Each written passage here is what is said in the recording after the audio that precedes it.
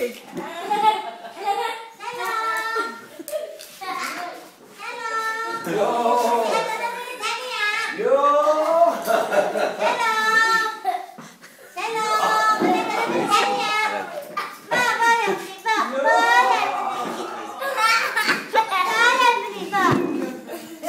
הילד, מי זוכה? הילד, מי זוכה סיפורים? אבל אני אמרתי לו שבוטל. שלום, איפה הנכד? איפה הנכד שלי? איפה הנכד שלי? איפה? הנה הנכד. זה הנכד שלי חמוד. אני אוהבת אותו הרבה. זה הנכד שלי. איך קוראים לסבתא? איך קוראים לסבתא? איך קוראים לסבתא?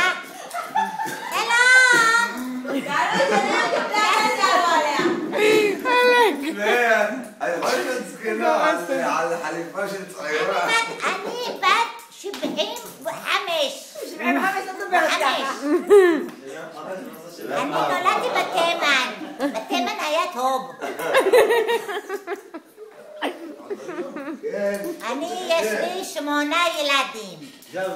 אחד יצחק, ואחד יעקב ביד אברהם, ואחד יוסף. שמשון. איך קוראים לך? תזכיר לי. ואחד שאול. יהודה. יש לי 8 בנים, ובת אחת יפה. קוראים לה יונת.